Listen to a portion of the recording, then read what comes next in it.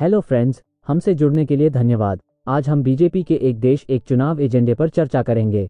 भारत में राजनीतिक क्षेत्र में एक राष्ट्र एक चुनाव की अवधारणा को लेकर चर्चा चल रही है, जिसका मतलब है कि आम चुनाव, राज्य विधानसभा चुनाव और स्थानीय चुनाव सहित सभी चुनाव एक साथ आयोजित किए जाएंगे। दिलचस्प बात यह है कि भारत को आज़ादी मिलने के तुरंत बाद यही प्रथा थी। बाद में कुछ राज्य सरकारों को केंद्र सरकार द्वारा समय से पहले भंग कर दिया गया।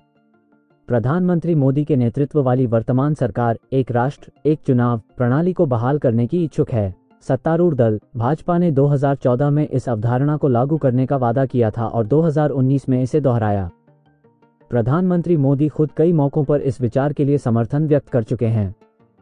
इस पहल को आगे बढ़ाने के लिए सरकार ने एक विशेष समिति की स्थापना की है, जिसके अध्यक्ष पूर्व राष्ट्रपति रामनाथ कोविंद हैं। इस समिति को विभिन्न हितधारकों के साथ जुड़ने का काम सौंपा गया है, जिसमें संभवतः राजनीतिक दल और चुनाव अधिकारी शामिल हैं। इसके बाद ये संसद में पेश की जाने वाली एक रिपोर्ट संकलित करेगी। गौरतलब है कि सरकार ने साफ कर दिया है कि यह योजना तुरंत लागू नहीं की जाएगी। इसके बजाय ये संसदीय विचार विमर्श से गुजरेगा। सरकार ने 18 से 22 सितंबर के बीच संसद का विशेष सत्र बुलाया है। अटकलें बताती हैं कि एक राष्ट्र एक चुनाव एजेंडे में हो सकता है, हालांकि सरकार ने आधिकारिक तौर पर इसकी पुष्टि नहीं की है। ये बहस महत्वपूर्ण है कि क्या वर्तमान प्रणाली को बरकरार रखा जाना चाहिए या क्या सभी चुनाव एक साथ होने चाहिए। आइए इसके फायदे और नुकसान पर नजर डालते हैं। लागत। एक राष्ट्र एक चुनाव को लागू करने से निस्संदेह लागत में काफ़ी बचत होगी। उदाहरण के लिए 2019 के आम चुनाव में लगभग 60,000 करोड़ रुपए का खर्च हुआ। एक ही वर्ष में विभिन्न अंतरालों पर 7 राज्यों में चुनाव कराए गए।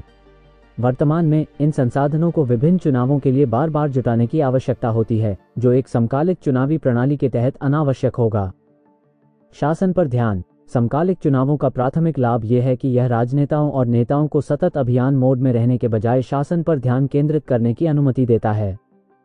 बार बार चुनावों की तैयारी करने के बजाय वे प्रभावी शासन के लिए अधिक समय समर्पित कर सकते हैं।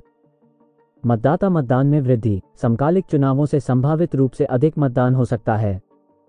ऐसे व्यक्ति जो एक ही स्थान पर काम करते हैं लेकिन किसी अन्य स्थान पर मतदान करने के लिए पंजीकृत हैं, उनके लिए पूरे देश में एक साथ चुनाव होने पर उनमें भाग लेना आसान हो सकता है। नुकसान। क्षेत्रीय मुद्दों की अनदेखी। प्रमुख कमियों में से एक क्षेत्रीय मुद्दों पर राष्ट्रीय मुद्दों का हावी होना है। भारत की विविधता क्षेत्रीय दलों की भीड़ में प्रतिबिंबित होती है और एक साथ चुनाव क्षेत्रीय बारीकियों की उपेक्षा करते हुए राष्ट्रीय चिंताओं को प्राथमिकता दे सकते हैं। तार्किक चुनौतियां। एक साथ चुनाव कराने के लिए काफी बड़ी संख्या में इलेक्ट्रॉनिक वोटिंग मशीनों (ईवीएम) की आवश्यकता होगी, जो वर्तमान आवश्यकता से लगभग 3 गुना अधिक है। शैक्षिकी बाधाएं।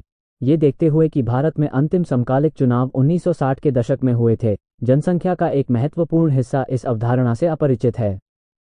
मतदाताओं को उनके वोटों की दोहरी प्रकृति, एक केंद्र के लिए और एक राज्य के लिए, के बारे में शिक्षित करना जटिल हो सकता है और इसके लिए पर्याप्त प्रयास की आवश्यकता हो सकती है। कानूनी अस्पष्टताएं। यदि राज्य विधानसभा समय से पहले भंग हो जाती है या सरकार अपना बहुमत खो देती है तो क्या होगा, इस बारे में अनिश्चितताएं हैं। राष्ट्रपति शासन लगाने या अन्य कानूनी उपायों के बारे में प्रश्नों को स्पष्ट करने की आवश्यकता है। हालांकि यह व्यापक रूप से स्वीकार किया गया है कि भारत को एक साथ चुनाव के संस्करण की आवश्यकता है कि राजनीतिक दल कार्यान्वयन विवरण पर भिन्न हो सकते हैं। इस महत्वपूर्ण चुनाव सुधार के साथ आगे बढ़ने के लिए आम सहमति आवश्यक है। मुख्य बात सामान्य आधार खोजने और सावधानीपूर्वक योजना और विचार विमर्श के माध्यम से चुनौतियों का समाधान करने में निहित है। इस पर आपकी क्या राय है? व्यक्तिगत रूप से मेरा मानना है कि यह हमारे देश की प्रगति में एक महत्वपूर्ण कदम हो सकता है। कृपया नीचे कमेंट सेक्शन में अपने विचार साझा करें और हमारे चैनल को लाइक और सब्सक्राइब करके अपना समर्थन देना ना भूलें।